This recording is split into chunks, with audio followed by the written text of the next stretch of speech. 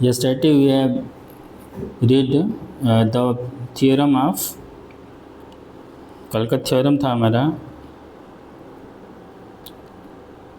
in a circle when two equal chords are given then the constructed two triangles are congruent।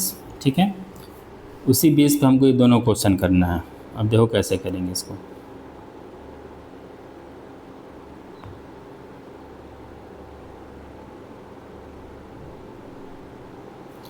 First question is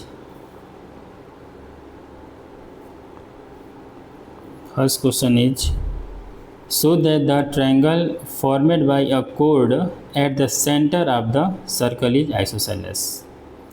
मतलब दिखाना है कि so that the triangle formed by a chord at the center of the circle is isosceles। जैसे कोई circle है ये, ठीक है, ये मान लो कोई सर्कल दिया हुआ है। so that the triangle formed by chord and a center of the circle, ये एक कोड हो गया, मान लिए कोड हो गया ए बी एंड सेंटर मान लिए हम ओ, ठीक है, और circle with centre is O and its chords is A B.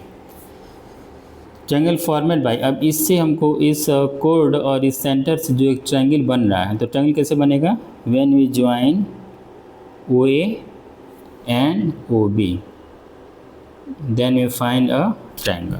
Join किए ओ ए और ओ बी को तो हमको ट्रायंगल मिला। तो ये दिखाना है हमको कि the centre of the circle is isosceles. तो जो हमको यहाँ पे जो ट्रायंगल बन रहा है वो आइसोसेलेस, हमको ये प्रूफ करना है। बहुत इजी क्वेश्चन, पर स्टेप बता देना है, खुद कर लेना है। तो देखो गिवन में क्या रहेगा, यहाँ पे गिवन में हो जाएगा a circle of radius R and a कोड ए बी, ये हमारा गिवन में हो जाएगा।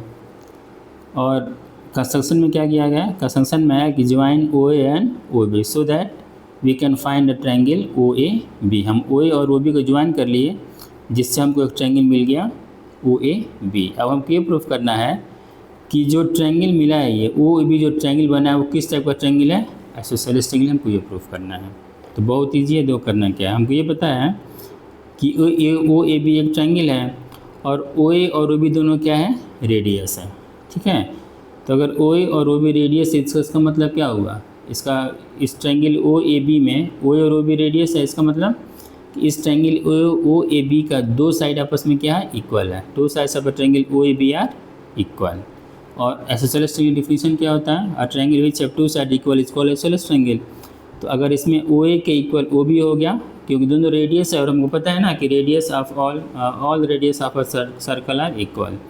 तो ओ ए और ओ बी रेडियस है और इसलिए ओ ए और ओ बी दोनों इक्वल होगा आपस में। जब इक्वल होगा तो इसलिए ओ ए भी एक आइसोसेलेस ट्रायंगल हो जाएगा। क्लियर हुआ, इसको कर लेना है। क्वेश्चन नंबर 2 देखो, 2 दिया हुआ है, so that if two such isosceles triangle occurring in the previous question have equal base. अब देखो जैसे मान लो कोई ट्रायंगल, कोई जैसे यहाँ सर्कल दिया हुआ है, ये सर्कल दिया हुआ है, ठीक है। अब यहाँ पे जो हम थ्योरी पढ़े, में थ्योरी है, बस थोड़ा सा इसको जैसे बोलने का जो टेक्निक है वो बस थोड़ा सा चेंज कर दिया है।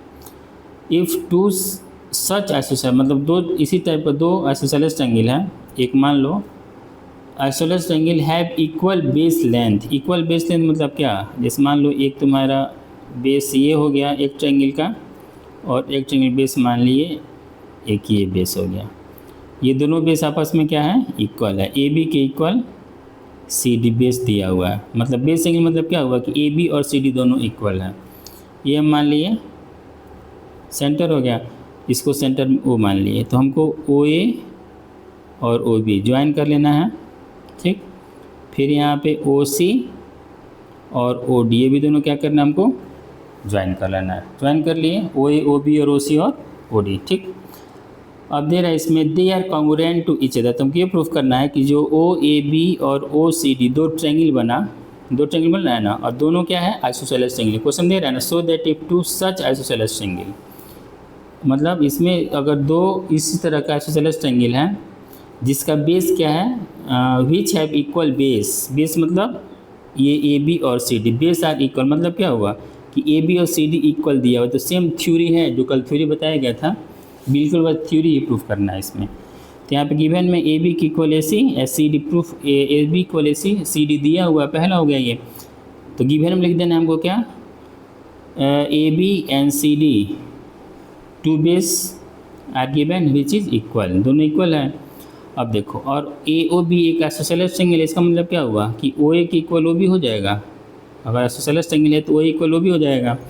और ये भी ओ सी डी भी क्या है, एक आइसोसेलेस ट्रायंगल, मतलब क्या हो जाएगा यहाँ पे ओ सी की इक्वल ओ डी हो गया, ठीक। अब देखो ओ ए की इक्वल ओ बी हो गया, ओ सी की इक्वल ओ डी हो जाएगा। और हमको क्या पता है, ये पूरा एक सर्कल है, और सर्कल में टोटल रेडियस आपस में क्या होता है, इक्वल होता है। मीन्स ओ बी के इक्वल ओ ए हो गया, फिर ओ बी की इक्वल ओ सी भी हो जाएगा, और ओ सी की इक्वल ओ डी हो जाएगा। ओ ए के मतलब टोटल रेडियस ओ ए ओ बी ओ सी ओ डी टोटल आपस में क्या हो जाएगा, इक्वल हो जाएगा, ठीक है।